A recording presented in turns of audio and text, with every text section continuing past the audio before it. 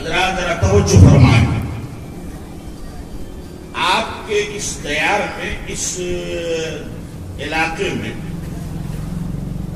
ہماری پہلی حاضری ہو رہی ہے، اور الحمدللہ ہمارے علماء اہل سنت مسلکی اعلیٰ حضرت کے ماننے چاہنے والے علماء یہاں تشریف فرما ہیں۔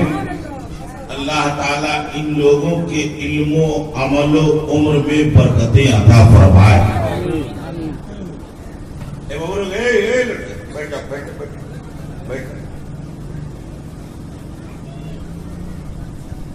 حضرات میں چاہتا ہوں کہ جب اتنی دور کا لمبا سفر کر کے ہمارے ربان بھائی کی محبت میں ہم یہاں تک آئے ہیں تو ہم چاہتے ہیں کہ کچھ نئی باتیں اور قیمتی باتیں آپ کو بتا دیں،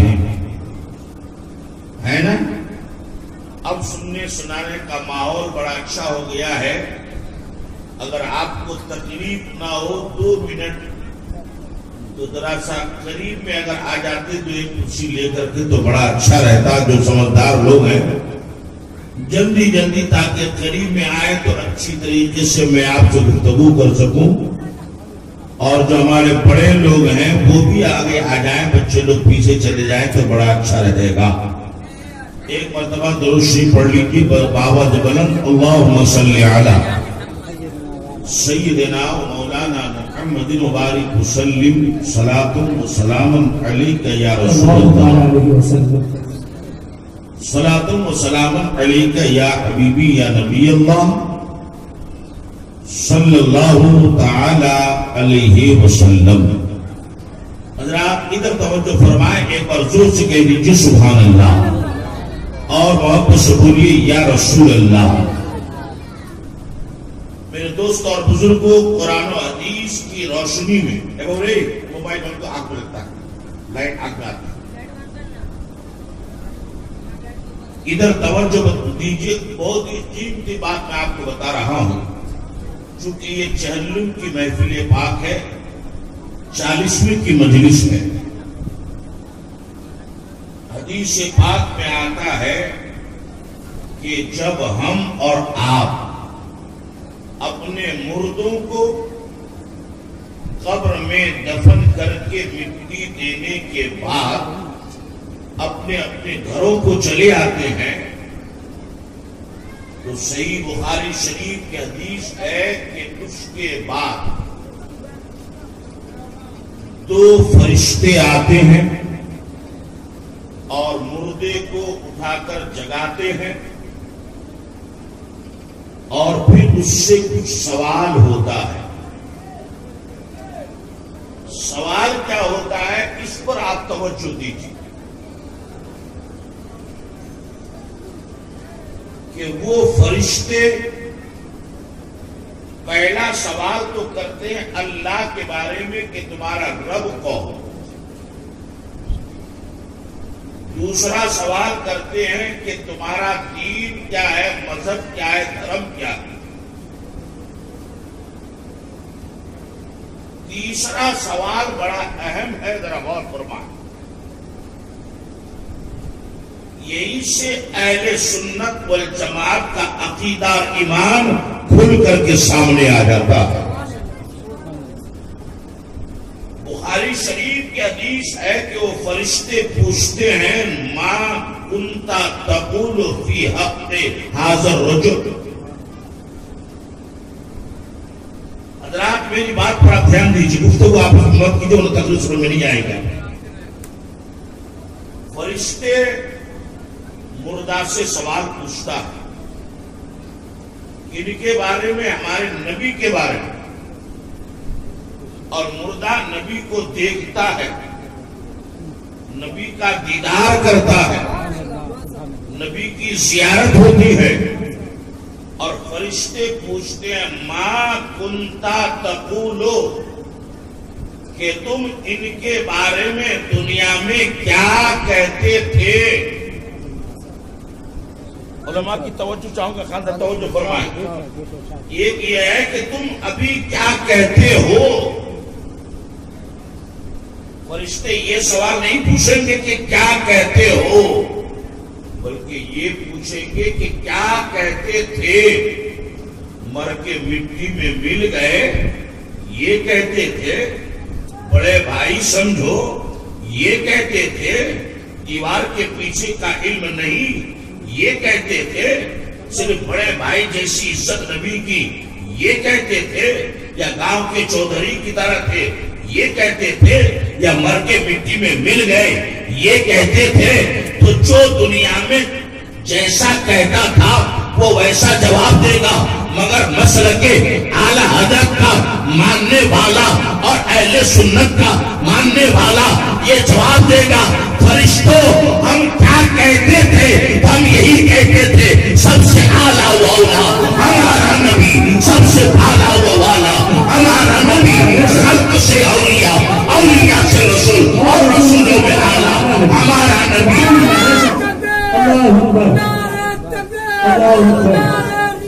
یا رسول اللہ، یا رسول اللہ، زندہ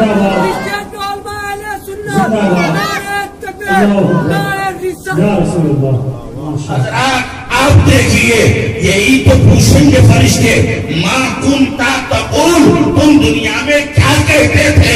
اعلیٰ حضرت کا ماننے والا جواب دے گا، ہم یہی کہتے تھے کہ مصطفیٰ جان رحمت، پھیلا ہو سلام، شمع مفہ ہدایت، پھیلا ہو سلام۔ اے فرشتے ہم سے پوچھتے ہو کیا کہتے تھے؟ ہم یہی کہتے تھے، کعبے کے بدر و دودا تم پہ کروڑوں درود، طیبہ کا شمس و ضحا تم پہ کروڑوں درود۔ حضرات محترم، ایک بات میں آپ کو اور بتا دوں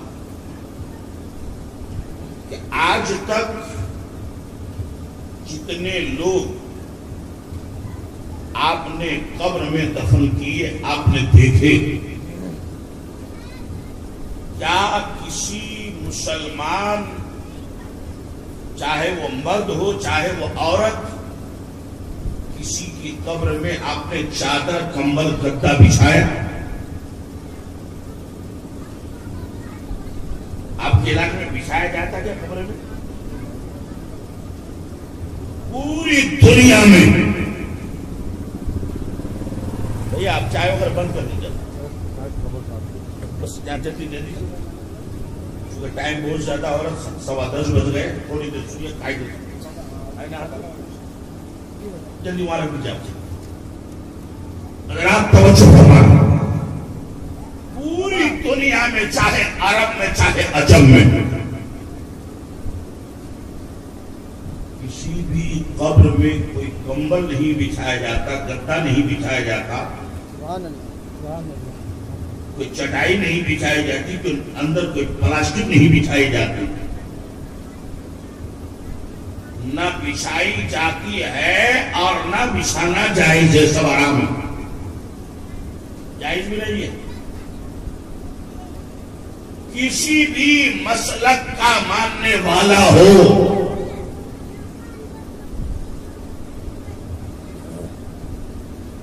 اہل سنت کا ماننے والا یا دوسرے مذہب کا ماننے والا، کوئی بھی مردے کے لیے قبر میں کچھ بچھاتا نہیں ہے،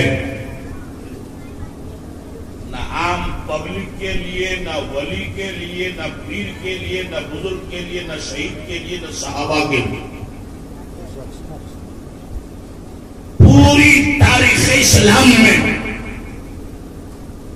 صرف ایک ہی شخصیت، ایک ہی ذات ایسی گزری جن کی قبر مبارک میں لال رنگ کا دھاری دار لائن والا کمبل بچھایا گیا، اور یہ صحیح مسلم شریف کی حدیث ہے کہ جب میرے رسول کو گنبد خضرا کے نیچے مدینہ منورہ میں صحابہ کرام قبر کھود کر تیار کر دی، اب میرے نبی کا جسم اقدس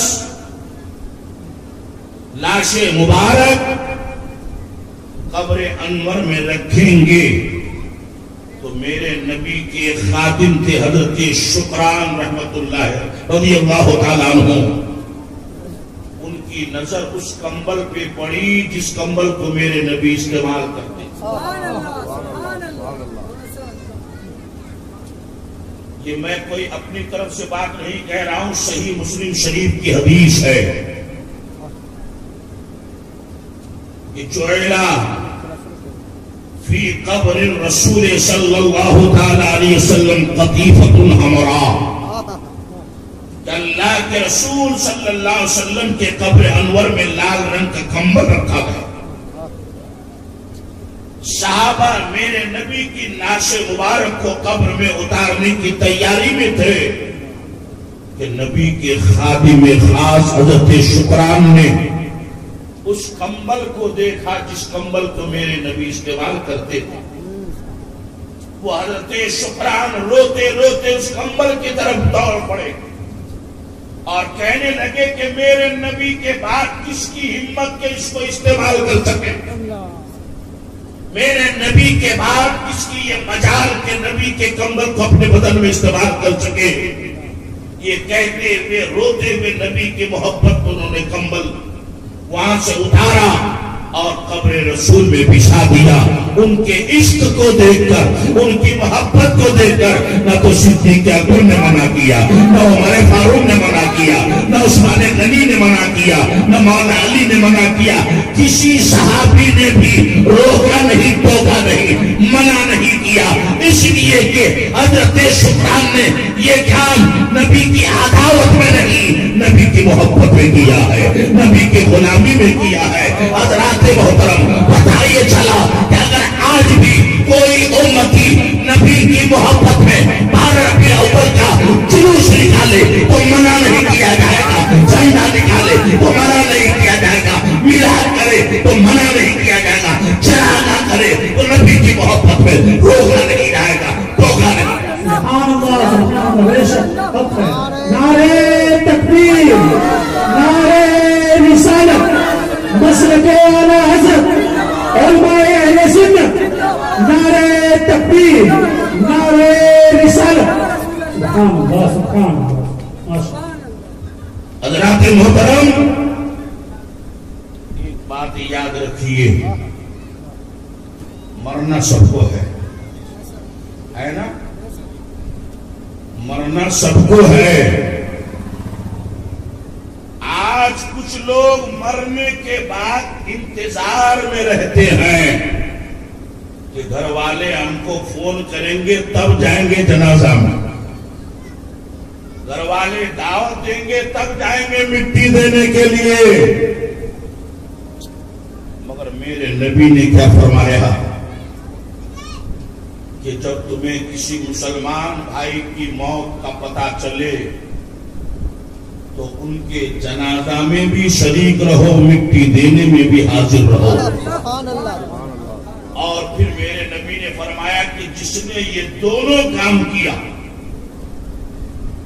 تو مدینے کا سب سے بڑا پہاڑ جس کا نام احد پہاڑ ہے، جس پہاڑ کے دامن میں اسلام کی دوسری جنگ ہوئی جس کا نام جنگ احد ہے، اور اسی جنگ احد میں نبی کا اپنا سگا چچا سید الشہداء امیر حمزہ شہید ہوئے. اور تاریخ بتاتی ہے کہ جس تاریخ میں جنگ احد ہوئی تھی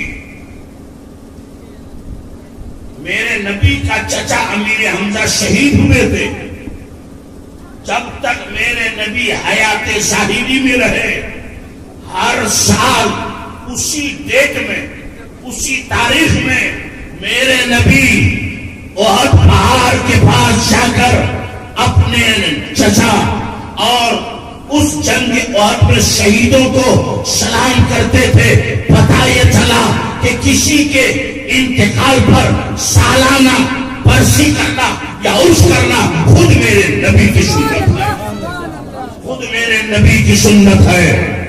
حضرات محترم، تو میرے نبی نے فرمایا کہ جو کسی مسلمان کے انتقال کے بعد جنازہ اور مٹی دینے دونوں کام میں شریک رہے تو اسے 2 احد پہاڑ کے برابر ثواب ملے گا، 2 احد پہاڑ کے برابر ثواب ملے گا. حضرات ایک بات اور سنیے کہ کبھی کبھی ایسا بھی ہوتا ہے کہ اگر مرنے والا گنہگار ہے، خطا کار ہے، تو جنازہ پڑھنے والوں کی برکت سے اللہ مردے کی مغفرت کر دیتا، مگر کبھی کبھی اس کا الٹا بھی ہوتا ہے کہ اگر مرنے والا خود اللہ کا نیک اور محبوب بندہ ہے تو اس کے صدقے میں جنازہ پڑھنے والوں کو بخش دیتا۔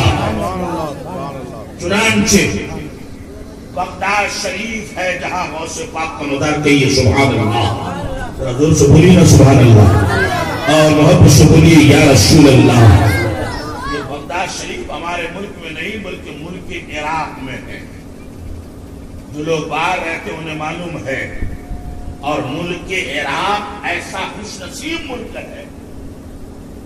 آپ ذرا غور فرمائیے کہ غوث پاک بڑے پیر کا مزار اسی عراق میں، امام حسین کا کربلا اسی عراق میں، مولا علی کا مزار اسی عراق میں، جنید بغدادی کا مزار اسی عراق میں، بہلول الدانا کا مزار اسی عراق میں، امام اعظم کا مزار اسی عراق میں، موسیٰ کاظم کا مزار اسی عراق میں، امام غزالی کا مزار اسی عراق میں۔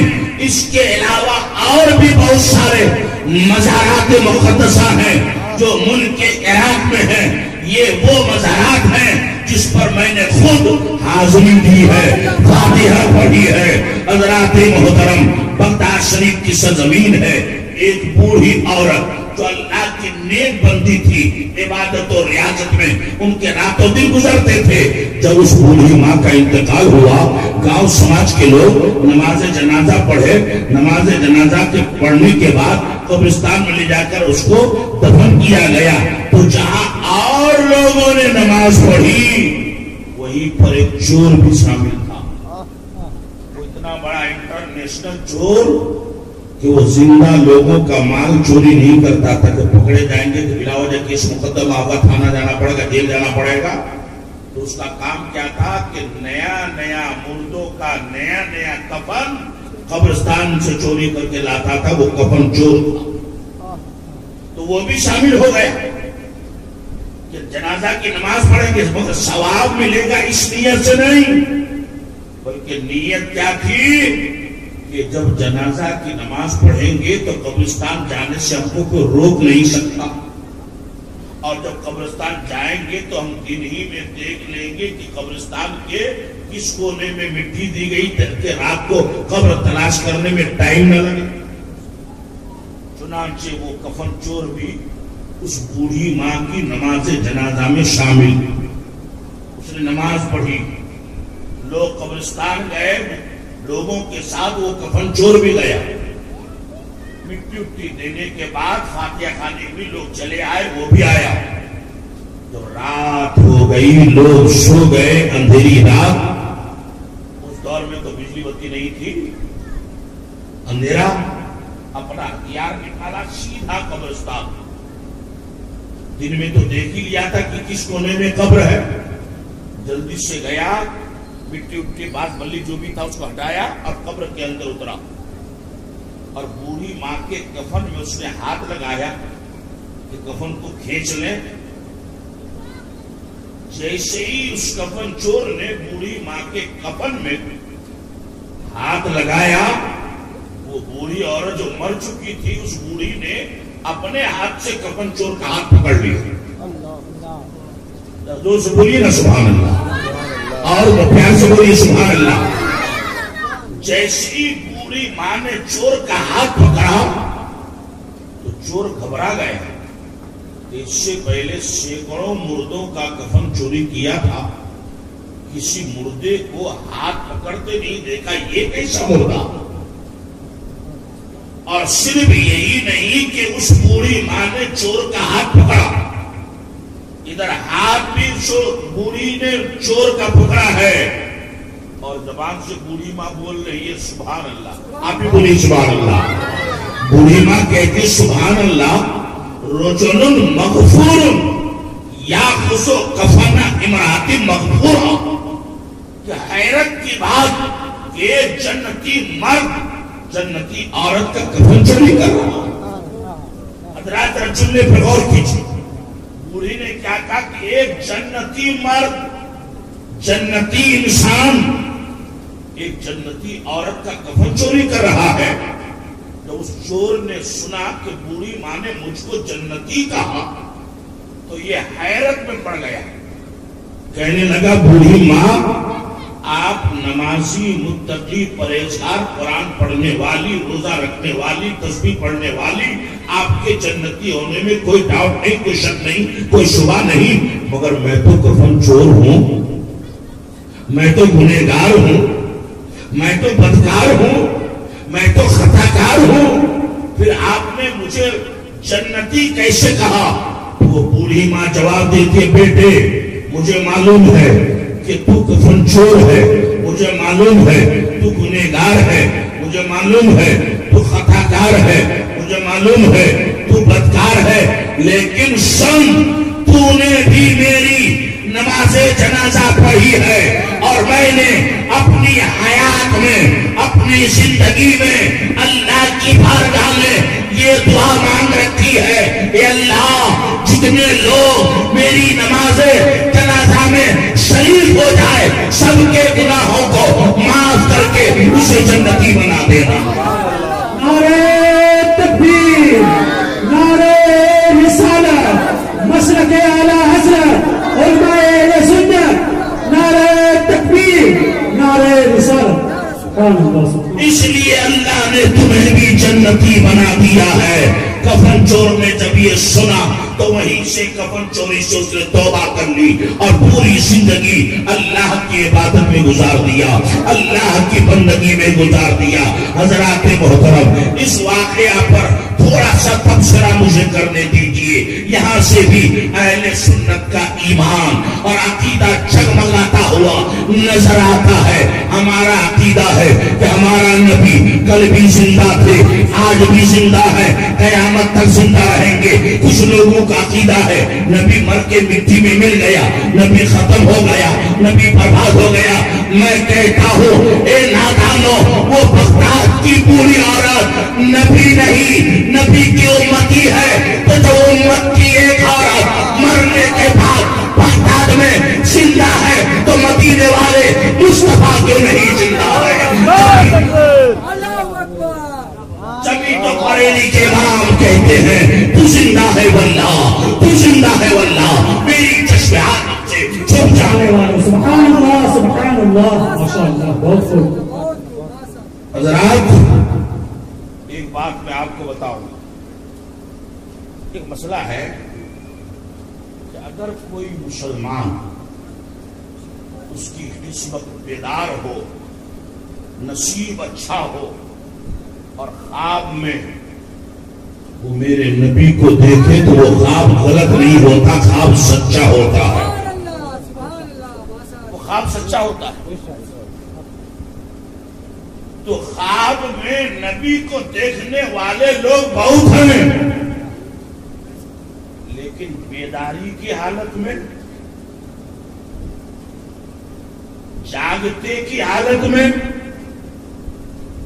یہ لاکھوں میں نہیں کروڑوں میں نہیں اربوں میں کوئی ایک خوش نصیب ہے جو بیداری میں نبی کو دیکھتا ہے. انہی خوش نصیبوں میں ایک شخصیت کا نام امام احمد رضا خان. آپ کی دعا سے میں 2 مرتبہ مدینہ منورہ گیا. ایک حج کے لیے گیا تھا سن 2000 میں ایک بار عمرے کے لیے گیا سن 2016 میں. تو جب سن 2016 میں پہنچا تو مزار پاک گنبد خضرا کی جالیوں میں جہاں سے نبی کا مزار دکھائی پڑتا کھڑے ہو کر میں درود و سلام پڑھ رہا تھا کہ کسی نے میرے کندھے پر ہاتھ رکھا ایسے کر کے. میں نے پیچھے پلٹ کے دیکھا تو بمبئی کے ایک حاجی صاحب تھے حاجی نظام الدین بھائی نوجوان تو انہوں نے مجھ سے کہا کہ حضرت وہ جالی مبارک دیکھ رہے ہیں بولے ہاں دیکھ رہا ہوں. اس جالی میں وہ جو سفید چاندی کی کیل ہے، اسے دیکھ رہے ہیں، میں دیکھ رہا ہوں. تب انہوں نے بتایا کہ یہی وہ کیل ہے اور یہی وہ جالی ہے کہ بیداری کی حالت میں اسی کیل کی طرف سے، اسی جالی سے اعلیٰ حضرت نے بیداری میں اپنے نبی کا دیدار فرمایا تھا. اور جب نبی کے چلوے جہاں کو امام احمد رضا نے دیکھا تو فوراً بول اٹھتے تھے کہ تو زندہ ہے واللہ، تو زندہ ہے واللہ، میری چشم عالم سے جھکا دے. سبحان اللہ. حضرات محترم، ذرا آپ تھوڑا سا سنیے، ذرا محبت سے کوئی نیچے سبحان اللہ، اور زور سے بولیے نا سبحان اللہ، اور جی لگا کے کہیے یا رسول اللہ. آج کی یہ محفل پاک ایک مرحومہ کے اشارے ثواب کی نیت سے، ان کا بیٹا یہاں موجود ہے، کیا نام ان کے بیٹے کا؟ مدثر خان جگنو بھائی. ایک حدیث سنیے کہ ماں اور باپ یہ دونوں اللہ کی ایسی نعمت، پیغمبر اسلام صلی اللہ علیہ وسلم نے ارشاد فرمایا کہ جو اولاد صبح اٹھ کر محبت کی نظر سے صرف ماں باپ کا چہرہ دیکھ لے تو اللہ اس اولاد کو ایک حج کے برابر ثواب عطا فرمائے، ایک حج کے برابر ثواب. ایک عاشق رسول کھڑے ہو گئے، کہنے لگے یا رسول اللہ، اگر کوئی اولاد صبح سے شام تک ماں باپ کا چہرہ محبت کی نظر سے 10 مرتبہ دیکھے تو نبی نے فرمایا اللہ اس کو 10 حج کا ثواب عطا فرمائے. حضرات محترم، آپ اندازہ لگائیے کہ ماں باپ کتنی بڑی دولت ہے، ماں باپ کتنی بڑی نعمت ہے. فارسی کا ایک مقولہ ہے، کہاوت ہے کہ قدر نعمت بعد سوال. کیا مطلب؟ کہ جب تک نعمت ہمارے آپ کے بیچ میں موجود ہے تو اس کی قدر کا پتہ نہیں چلتا، جب نعمت ختم ہو جاتی ہے تب پتہ چلتا. تو جن کے ماں باپ باحیات ہیں، موجود ہیں، زندہ ہیں، انہیں احساس نہیں ہے. جن کے ماں باپ دنیا میں نہیں رہے ان سے پوچھئے کہ ماں کیا ہوتی ہے، باپ کیا ہوتا. ان سے پوچھئے کہ ماں کی اہمیت کیا ہے، باپ کی اہمیت کیا ہے. اچھا، ایک بات میں آپ کو اور بتانا چاہتا ہوں. ابھی ہمارے شاعر اسلام نے ماں کے تعلق سے بڑا اچھا کلام آپ کو سنایا تھا. ماں اور باپ، عزت تو دونوں کی کرنی ہے نا، ادب بھی دونوں کا، تعظیم، رسپیکٹ، ویلکم، سواگت سب دونوں کا. لیکن دونوں میں سے حق زیادہ کس کا؟ آئیے ایک حدیث سنیے، بخاری شریف کی حدیث. ایک شخص میرے نبی کی بارگاہ میں حاضر ہوا اور انہوں نے سوال پوچھا. پہلے حدیث سن لیجیے. تو اس آدمی نے سوال پوچھا تھا، یا رسول اللہ، من احق بحسن صحبتی؟ قال امک. قال ثم من؟ قال امک. قال ثم من؟ قال امک. قال ثم من؟ قال امک. قال ثم من؟ قال ابوک. کہہ دیجیے سبحان اللہ. انہوں نے پوچھا یا رسول اللہ، میرے حسن سلوک کا، اچھے برتاؤ کا، نرمی کے ساتھ بات چیت کرنے کا، اس چیز کا حقدار زیادہ کون؟ تو میرے نبی نے فرمایا اس کے حقدار سب سے زیادہ تمہاری ماں. انہوں نے پھر پوچھا کہ اس کے بعد؟ نبی نے دوبارہ جواب دیا کہ اس کی حقدار تمہاری ماں ہے. انہوں نے پھر پوچھا یا رسول اللہ اس کے بعد؟ تو نبی نے فرمایا اس کے حقدار تمہاری ماں ہے. انہوں نے پھر پوچھا یا رسول اللہ ثم من؟ پھر اس کے بعد چوتھے نمبر میں نبی نے فرمایا اب اس کا حقدار تمہارا باپ ہے. تو اس حدیث سے پتہ چلتا ہے کہ ماں باپ حق تو دونوں کا ہے، لیکن ایک باپ سے ماں کا حق 3 گنا سے بھی زیادہ۔ حضرات محترم، ایک حدیث اور سنیے، میرے نبی نے فرمایا من زار قبر ابویہ او احدہما فقرأ عنده یاسین غفر اللہ لہ بکل عدد لفظ منها کہ سبحان اللہ، کہ جن کے ماں باپ کا انتقال ہو جائے، اگر دونوں کا انتقال ہوا تو دونوں کی قبر میں، اور اگر دونوں میں سے ایک کا انتقال ہوا تو جس کا انتقال ہوا اس کی قبر میں اولاد جائے، اور جانے کے بعد کیا کرے؟ نبی فرماتے فقرأ عنده یاسین، کہ وہاں جا کر سورہ یاسین پڑھے، قبر میں جا کر کے ادھر ادھر کی فالتو باتیں نہ کرے، بلکہ سورہ یاسین پڑھے۔ تو اللہ کے رسول فرماتے ہیں کہ سورہ یاسین میں جتنے حروف ہیں، جتنے ورڈ، جتنے شبد ہیں، ہر ایک ورڈ، شبد، حرف کے بدلے میں اللہ تعالیٰ اس کے ماں باپ کو ایک ایک نیکی عطا فرمائے گا۔ سورہ یاسین میں حروف کتنے ہیں؟ تو مفسر قرآن علامہ صدر الافاضل سید نعیم الدین اشرفی مراد آبادی رحمت اللہ علیہ نے اعلیٰ حضرت کا ترجمہ کنز الایمان کے حاشیہ خزائن الغفار میں لکھا کہ سورہ یاسین میں 3000 حروف ہیں۔ اس کا مطلب یہ ہوا کہ کوئی بیٹا ماں کی اور باپ کی قبر پر جا کر ایک بار سورہ یاسین پڑھ دے تو اللہ تعالیٰ اس ماں کو یا اس باپ کو یا دونوں کو 3000 نیکیاں عطا فرمائے۔ مگر ایک سوال یہ بھی پیدا ہوتا ہے کہ مان لیجیے 5 بیٹا ہے، 5 بیٹے میں 3 جاتا ہے، 2 جاتا ہی نہیں ہے، یا 2 ہی جاتا ہے، 3 جاتا ہی نہیں ہے نا؟ نیتا جی ہیں، فرصت نہیں ہے، ٹائم نہیں ہے، تو جو بیٹا جاتا ہے اور جو بیٹا نہیں جاتا ہے کیا دونوں برابر ہو جائے گا؟ نہیں۔ 1400 سال پہلے ہی میرے نبی نے فرمایا کہ یہ ثواب تو ماں باپ کو ملے گا، لیکن وہ بیٹا جو فرصت نکال کر، وقت نکال کر، ٹائم نکال کر ماں باپ کی قبر پر جائے گا، سورہ یاسین پڑھے گا، واپس آئے گا، تو اس کا یہ آنا جانا بیکار نہیں ہوگا، بلکہ اللہ تعالیٰ اس بیٹے کو ایک مرتبہ ماں باپ کی قبر پر جانے کے بدلے میں گھر بیٹھے بیٹھے ایک حج مقبول کا ثواب عطا فرمائے گا، ایک حج مقبول کا ثواب عطا فرمائے گا۔ حضرات محترم، اور چلتے چلتے ایک بات اور عرض کر دوں کہ یہ جو مجلس ہے، یہ جو محفل پاک ہے، کس کام کے لیے؟ ایک مرحومہ کی دعائے مغفرت کے، جس کو ہم لوگ ایثار ثواب کہتے ہیں۔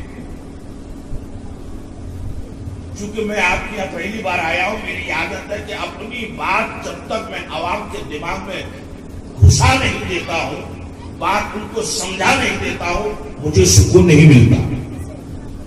یہ جو بولتے ہیں ایثار ثواب، ایثار ثواب، اس کا کیا مطلب؟ اس کا مطلب ہوگا، اس کا مطلب یہ ہے، مثال کے طور پر ہمارے حضرت ہیں، ان کے سر پہ ٹوپی ہے، میں نے کہا حضرت یہ ٹوپی آپ مجھ کو دے دیجیے، 50 روپیہ آپ لے لیجیے، ایک مثال، 50 روپیے کے بدلے میں وہ ٹوپی، اور ٹوپی کے بدلے میں وہ 50 کی نوٹ ہے نا؟ تو ہم لوگ جو یہ قرآن خوانی کرتے ہیں، قرآن پڑھتے ہیں، اللہ کا ذکر کرتے ہیں، نبی کی نعت پڑھتے ہیں، تو ان چیزوں کے بدلے میں اللہ بھی تو کچھ دے گا، تو ان نیک کاموں کے بدلے اللہ جو چیز دیتا ہے اس کو کہتے ہیں ثواب، اور یہی ثواب مردے کو پہنچا دینا اسی کو کہتے ہیں ایصال ثواب، اسی کو کہتے ہیں ایصال ثواب۔ یعنی اس مجلس کا جو ثواب ملے گا، قرآن پڑھنے کا جو ثواب ملے گا، نعت پڑھنے کا جو ثواب ملے گا، تقریر کرنے کا جو ثواب ملے گا، لوگوں کو کھانا کھلانے کا جو ثواب ملے گا، ہم نام لے کر کہتے ہیں یا اللہ ان تمام چیزوں کا ثواب فلاں مردے کو عطا فرما، اور اللہ تعالیٰ وہ ثواب مردے کو پہنچا دیتا ہے، اسی کو کہتے ہیں ایصال ثواب۔ تو یہ ایصال ثواب صرف مولویوں نے بنا لیا ہے کھانے پینے کا دھندا سمجھ کر، یا قرآن و حدیث میں بھی اس کا حکم ہے؟ اس بات کو سن لیجیے، اس کے بعد صلاۃ السلام پڑھیں گے۔ سنیں گے بولی؟ اگر سنیں گے تو ایک بار زور سے بول دیجیے سبحان اللہ۔ بہت مزیدار بات بتا رہا ہوں، آپ کو بھی انشاءاللہ مزہ آئے گا، مگر شرط یہ ہے کہ آپ دل کے کانوں سے سنیے۔ ادھر توجہ دیجیے، اے بولے بیٹا بیٹا بیٹا۔ ہر آدمی کے کندھے پر، اس کو کندھا بولتے ہیں نا، ہر آدمی کے کندھے پر، چاہے مسلم چاہے غیر مسلم، اللہ نے 2 فرشتہ 24 گھنٹہ ڈیوٹی کرنے کے لیے مقرر کر دیا ہے۔ بندہ نیک کام کرے تو دائنا کندھا والا فرشتہ اس کو لکھتا، بندہ گناہ کا کام کرے تو بائیں کندھے والا فرشتہ اس کو لکھتا۔ کوئی مسجد میں جائے جمعہ پڑھنے کی نیت سے ثواب لکھا جائے گا، اور کوئی مسجد میں جائے نئی چپل چوری کرنے کی نیت سے گناہ لکھا جائے گا۔ بہت سے ایسے لوگ بھی ہیں چپل کبھی خریدتے نہیں ہیں، مسجد میں لے کے چلے آتے مسجد۔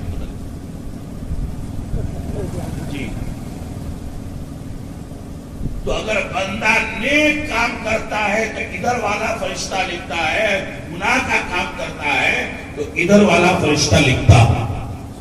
لیکن اللہ کی رحمت دیکھیے، لکھتا تو دونوں ہے لیکن دونوں کے لکھنے میں فرق نہیں۔ بندہ اگر کسی نیک کام کا ارادہ کرتا، ابھی کام نہیں کیا، ارادہ بنایا، اسی وقت فرشتہ نیکی لکھ دیتا ہے نا۔ بندہ نے نیک کام کا صرف ارادہ بنایا،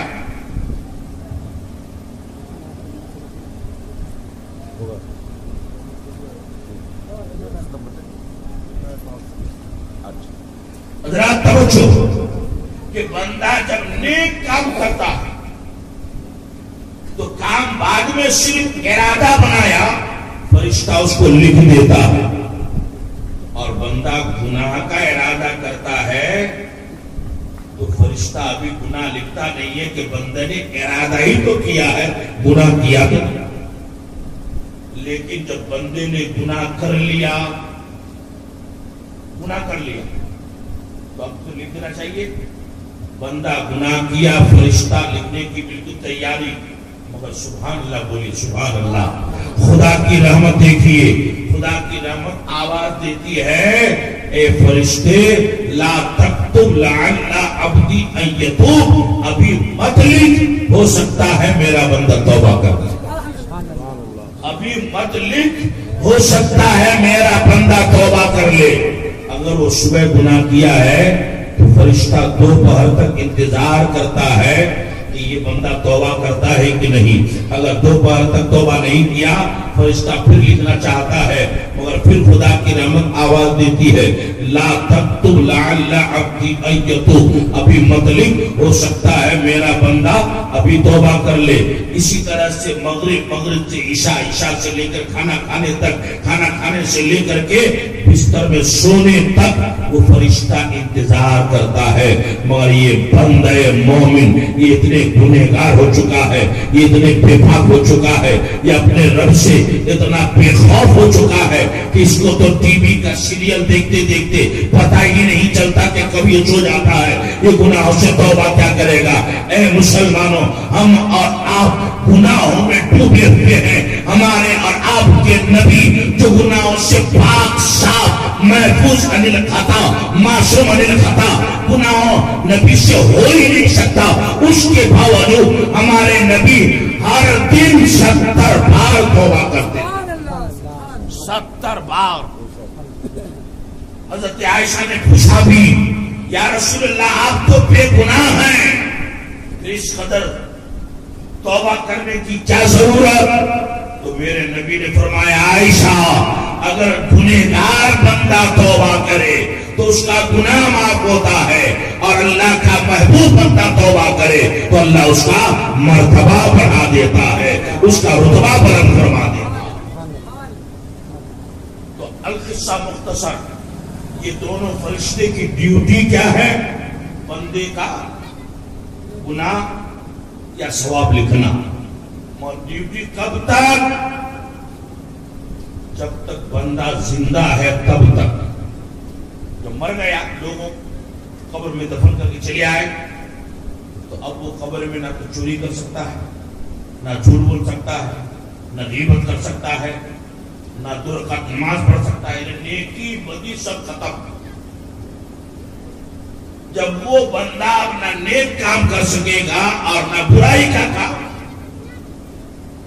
लोग दफन करके चले आते हैं, तो उस वक्त वो दोनों फरिश्ते जिसका नाम है किरामन कातिबीन, अल्लाह की बारगाह में अर्ज करती, अल्लाह जो काम, जो जिम्मेदारी, जो ड्यूटी तूने हम दोनों को दिया था, वो ड्यूटी आज से खत्म। अब हमें इजाजत दे कि जैसे और फरिश्ते आसमान में तेरी इबादत करते हैं, हम दोनों फरिश्ते भी आसमान में जाकर तेरी इबादत करें। तो रब फरमाता है कि नहीं, आसमान में इबादत के लिए फरिश्तों की कोई कमी नहीं। तो वो दोनों फरिश्ते यानी किराम कातिबीन फिर कहते हैं, या अल्लाह फिर जमीन में कोई पाक जगह, मस्जिद, मदरसा, खानका तेरी इबादत करें। रब फरमाता है, जमीन में भी मेरी इबादत करने वाले बंदों की कोई कमी नहीं। तब उस वक्त ये दोनों फरिश्ते कहते हैं, अल्लाह ना आसमान में जाकर इबादत करने की इजाजत, ना जमीन में रहकर इबादत करने की इजाजत, तो फिर अभी से लेकर क़यामत तक हम दोनों का काम क्या होगा, हम दोनों की ड्यूटी क्या होगी? और ये बात याद रखिए कि गांव समाज में जो काम के लोग हैं, काम में लगे हुए, तो टाइम कैसे गुजर जाता है उसको होश ही नहीं रहता, पता ही नहीं चलता टाइम कैसे पास हो गया। और कुछ लोग हैं जिसका कोई काम नहीं, जिसको निकम्मा कहते हैं, बेकार, कोई काम नहीं है। तो ऐसे लोग एक बहुत बड़ा काम करते हैं, कोई काम ही नहीं। वो काम क्या कि मार्केट में, बाजार में, चाय के होटलों में बैठकर पूरे गांव के फला की बेटी ऐसी है, फला की बहू ऐसी है, फला का लड़का ऐसा है, जिसको नहीं मालूम उसको भी अपने घर की शिकायत, गांव वालों की शिकायत गैर मुस्लिमों को सुनाना, यही उसका काम है, क्योंकि कोई काम ही नहीं। ऐसे ही लोगों से गांव समाज का माहौल खराब होता है। तो फरिश्ते कहते, या अल्लाह पता नहीं कब कयामत आएगी, अब तेरा ये बंदा मर गया, तो अभी से लेकर कयामत तक हम दोनों की ड्यूटी क्या होगी, काम क्या होगा? खुदा की रहमत देखिए, सुभान अल्लाह बोलिए, जोर से बोलिए सुभान अल्लाह, और जोर से बोलिए सुभान अल्लाह। खुदा की रहमत आवाज देती है, ए मेरे फरिश्तों, ए किरामन कातिबीन, ये मेरा बंदा जिसका इंतकाल हो गया, जब तक ये जिंदा था, जब तक ये बाहयात था, जब तक ये घर में था, माँ बाप साथ में थे, अगर औरत है तो शौहर साथ में था, अगर शौहर है तो औरत साथ में थी, बाल बच्चे साथ में थे, भाई बहन साथ में थे, पड़ोस के लोग साथ में थे, रिश्तेदार लोग साथ में थे, गांव वाले साथ में थे। आज ये दुनिया छोड़कर कब्र में आ गया है, माँ बाप ने साथ छोड़ दिया, बाल बच्चों ने साथ छोड़ दिया, भाई बहन ने साथ छोड़ दिया, रिश्तेदारों ने साथ छोड़ दिया। ए फरिश्तों, सबके सब ने साथ छोड़ दिया है, मगर तुम दोनों इसका साथ मत छोड़ना। वो फरिश्ते कहते, या अल्लाह अब हम दोनों इसके लिए क्या करें, क्या लिखें? ये तो आज से कुछ नहीं करेगा। खुदा की रहमत आवाज देती है कि اس نے زندگی میں جو کچھ کیا تھا تم لوگوں نے لکھ کر رجسٹر تیار کر دیا ہے، اب اس کا انتقال ہو گیا ہے، قبر کے سرانے کے طرف سر کے طرف دونوں کھڑے ہو جاؤ اور ابھی سے لے کر قیامت تک میرے اس بندے کے لیے بخشش کی، مغفرت کی، گناہوں کی معافی کی دعائیں مانگتے رہو۔ چنانچہ دونوں فرشتے مرحوم یا مرحومہ کی قبر کے سرانے کے پاس کھڑے ہو کر صبح قیامت تک اس بندے کے لیے ایصال ثواب کرتے رہتے ہیں، دعائیں مغفرت کرتے رہتے ہیں۔ پتہ ہی چلا کہ ایصال ثواب صرف بریلیوں کا طریقہ نہیں ہے، یہ تو فرشتوں کی سنت ہے، اور اسی چیز کا حکم اللہ نے قرآن عظیم کا 13واں پارہ سورہ ابراہیم میں دیا ہے۔ رب فرماتا ہے میرے بندو جب میری بارگاہ میں دعا مانگو تو یہ کہو ربنا اغفر لی ولوالدی وللمؤمنین یوم یقوم الحساب، اے اللہ ہمیں بھی بخش دے، ہمارے ماں باپ کو بھی بخش دے، اور تمام مومنوں کو بخش دے جس دن کی قیامت قائم ہوگی۔ اللہ کی بارگاہ میں دعا ہے کہ مولا تعالیٰ اس پروگرام کو قبول فرمائے اور اس محفل پاک میں شروع سے لے کر آخر تک